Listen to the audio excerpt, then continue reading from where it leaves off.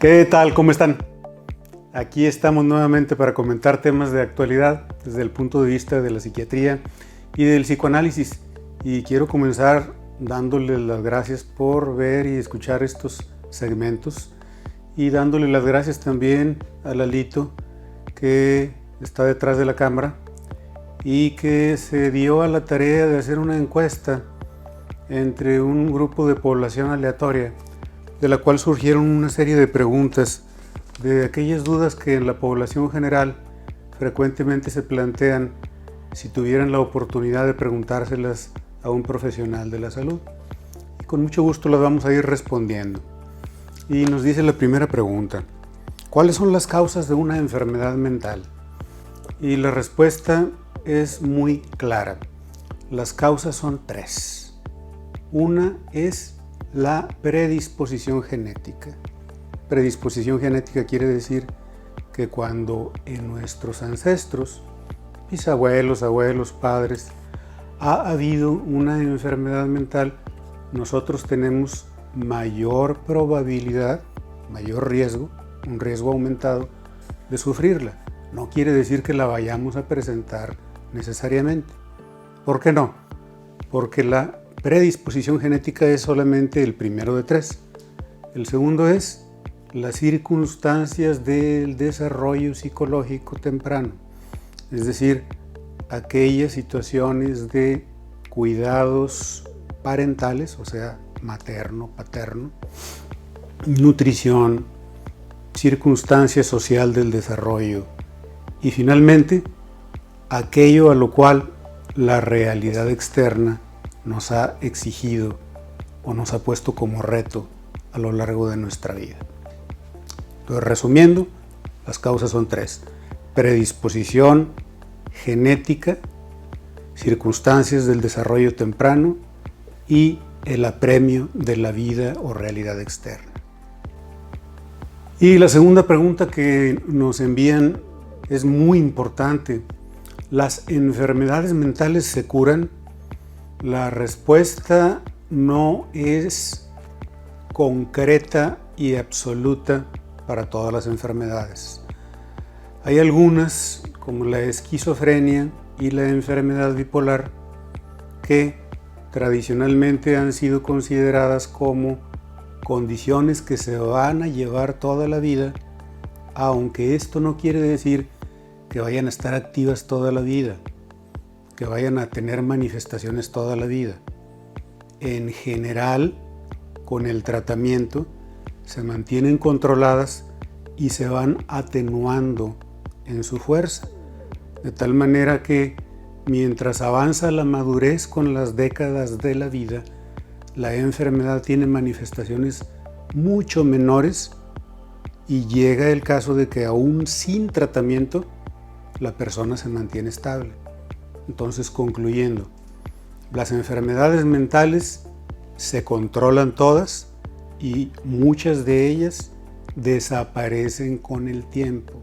Esto quiere decir que se curan tanto por el tratamiento como por la remisión que da la madurez por la experiencia de vida. Continuamos con esta sesión de preguntas y respuestas al profesional de la salud mental. Y con mucho gusto doy respuesta a las siguientes dos que se relacionan. Preguntan las personas: ¿las enfermedades mentales son todas violentas? La respuesta categórica es no. Solamente unas pocas enfermedades, y solo durante la etapa aguda o de descontrol, pueden tener manifestaciones de violencia. ¿Como cuáles? Tradicionalmente, la esquizofrenia de tipo paranoide, cuando está en su etapa activa y la persona se siente perseguida por alucinaciones que le amenazan, voces escuchadas que le dicen hacer cosas violentas y creencias delirantes de estar siendo perseguido. Es cuando hay riesgo de agresión hacia los demás o hacia sí mismo. También durante la enfermedad bipolar en su estado de aceleración que se llama manía. La persona puede estar irritable, cambiante entre muy contenta, muy expansiva, pero también demasiado estimulada e irritable. Y la epidemia actual que tenemos de enfermedad mental, que conlleva un grado de agresión y que lamentablemente a veces no se considera como una enfermedad mental, es el consumo crónico, ya sea de manera moderada o de manera excesiva, de drogas y alcohol que conducen durante la intoxicación, es decir, cuando la persona ha fumado o se encuentra ebrio, o durante la abstinencia, porque se siente mucha desesperación, a conductas agresivas con tal de obtener nuevamente la sustancia. Estas serían las condiciones más frecuentes, aunque obviamente no las únicas. El resto de enfermedades mentales solamente presentan déficits para las funciones de la vida, pero no conductas violentas. De aquí surge la siguiente pregunta, que es más bien como una duda que cualquier persona puede plantearse. Y fuera de estas enfermedades que son visibles y extremas, ¿podría yo tener una enfermedad mental? Aquí para contestar es necesario hacer una distinción entre lo que tradicionalmente llamamos enfermedades mentales, que son alteraciones graves, visibles, notorias, mayores, en las funciones de entender la realidad y conducirse adecuadamente en la realidad, contra y a diferencia de los problemas emocionales, en donde la persona capta bien la realidad, se desenvuelve adecuadamente en ella, pero se siente emocionalmente mal, se siente triste o se siente ansioso o se siente temeroso o se siente inseguro o se siente confundido con respecto a sus metas de vida y respecto a su conocimiento de sí mismo. Estos problemas emocionales y problemas de la manera de ser, todo mundo los podemos tener en alguna época de nuestra vida o a lo largo de nuestra vida. Y puede transcurrir nuestra vida sin que nos demos cuenta de que tenemos un padecimiento emocional o un trastorno de la personalidad. Y este era el punto importante. No solo cuando una persona es violenta, agresiva o se comporta de una manera anormal, tiene un problema mental o emocional. También cuando se siente mal por dentro, aunque nadie lo note, o cuando tiene problemas en su manera de relacionarse con los demás, aunque la persona no lo reconozca. Este sería el punto de reflexión final. Y este siguiente grupo de preguntas tiene que ver con dudas que le surgen a las personas. ¿Puede una persona con enfermedad mental llevar una vida normal? ¿Todo el mundo puede desarrollar un trastorno mental? Parece como producto del temor de padecerlo, de lograr aceptarlo, y luego ¿qué destino me esperaría? Pues hay buenas noticias desde la psiquiatría, desde la psicoterapia, desde el psicoanálisis. Contamos actualmente con fármacos que eliminan eficientemente la mayor parte de las alteraciones mentales, de los síntomas, es decir, de el cómo es visible en la conducta o en el funcionamiento mental o en la manera de sentirse, y que normalizan el pensamiento, la conducta y las emociones. Y a diferencia de los medicamentos antiguos, estos recientes no dan aquellos efectos colaterales de lentitud o de adormilamiento que hacían ver a la persona como drogada, como sedada, y que lamentablemente tan mala fama le dieron a la psiquiatría de aquel tiempo. Eso hoy día ya no ocurre así. Luego entonces se contesta la siguiente pregunta que les mencioné. Sí, efectivamente, toda persona puede padecer un problema emocional o mental y con el tratamiento recuperarse. Debido a ello, no debiera temerse el acudir a una evaluación con un profesional de la salud mental o estar más abierto y receptivo a las observaciones o críticas que los familiares o amigos le hagan a la persona cuando le dicen: oye, te ves como muy triste, oye, como que reaccionas muy exageradamente a lo que se te dice, oye, como que siempre andas a la defensiva, oye, como que reaccionas emocionalmente con mucha emotividad. Es decir, estoy mencionando síntomas de las enfermedades emocionales mayores. Y esa persona pudiera y debiera hoy día aceptar que puede tener un trastorno emocional o estar padeciendo una enfermedad mental y que ésta sea producto de lo que ya explicaba en el primer segmento o sea consecuencia de una etapa de vida difícil que está atravesando. Ya sea producto de una predisposición genética o sea producto de una circunstancia de vida actual difícil, se le puede ofrecer un tratamiento que le conduciría a una vida normal. De tal manera que adelante, a animarse, así como nos hacemos un chequeo anual de cómo anda nuestro funcionamiento corporal general o nuestro estado dental, así también nuestro estado mental y emocional debe y puede ser checado y ello nos reportará grandes beneficios. Nos preguntan enseguida si se nace con un trastorno mental. La respuesta es compleja. Las condiciones cerebrales con las que una persona, un bebé, puede nacer debido a complicaciones del embarazo, podrían determinar un desarrollo mental subnormal, un bajo desarrollo mental que finalmente en la vida adulta se convertiría en un problema mental. Eso podría existir. Ese sería el único caso en que diríamos, pues ya nació con una condición que se fue desarrollando en la vida como un problema mental.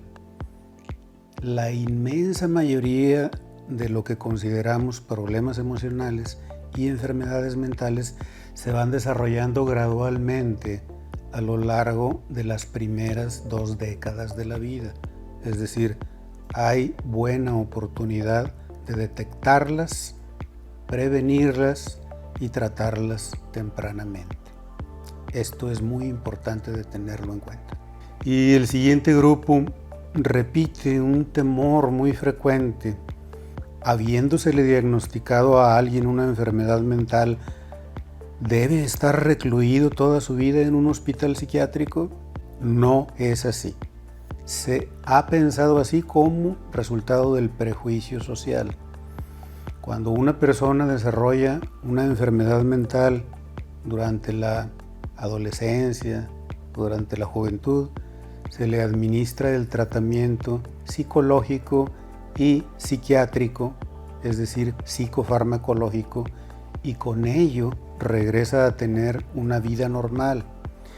Puede ser que durante la etapa más aguda del problema, para controlar su conducta, para alimentarlo, para regular su sueño y su actividad, tenga que estar un periodo de algunas semanas o incluso algunos meses internado en un hospital psiquiátrico, pero de ninguna manera para toda la vida. La psiquiatría contemporánea no contempla ese modelo que se llamaba asilar, como de dejar a los pacientes ahí para siempre. Eso se debía a que en la antigüedad no existían las curas con las que hoy contamos, afortunadamente. Actualmente la mayoría de los hospitales psiquiátricos tienen a los pacientes internados entre 2 semanas a 3 meses como máximo, y eso es suficiente para controlar la crisis y que la persona siga su tratamiento y su vida normal afuera, como todos nosotros. Continuamos dando respuesta a estas preguntas en la modalidad que nos ha sido tan fructífera de responder dudas que su resolución les lleva a tomar conductas más saludables, a proteger su salud. Y entonces preguntan del auditorio, ¿las enfermedades mentales son incapacitantes? Por definición, una enfermedad mental o un trastorno emocional y del comportamiento o un trastorno del pensamiento debe de cumplir un criterio diagnóstico. Debe de ser aquella preocupación o aquella tristeza o aquellos pensamientos anormales o aquellas conductas repetitivas, es decir, aquel síntoma de una gravedad tal que interfiera con la vida personal, laboral, de pareja o interpersonal o académica, en el caso de personas jóvenes en etapas de estudios. Es decir, tiene que tener una gravedad suficiente como para que interfiera con la vida para considerarlo una enfermedad o trastorno.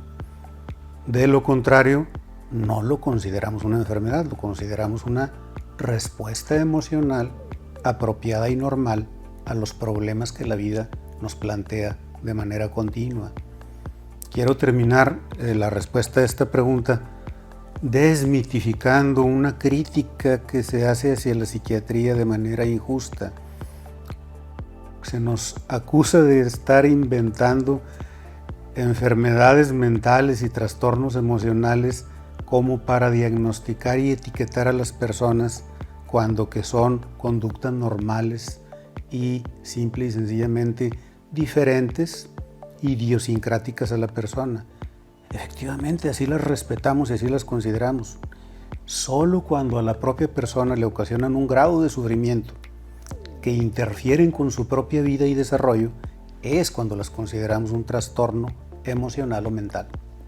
Nos hacen llegar una importantísima pregunta. ¿Qué puedo hacer para ayudar a un familiar, a un amigo, a un conocido que ha sido diagnosticado con un trastorno emocional o con una enfermedad mental? Se puede hacer muchísimo. Se le puede ayudar a través de desmitificar el problema, trivializarlo, hacerlo común, es decir, hablar de ese problema o enfermedad como se hablaría de una gastritis, de una colitis, de una hipertensión, de una diabetes.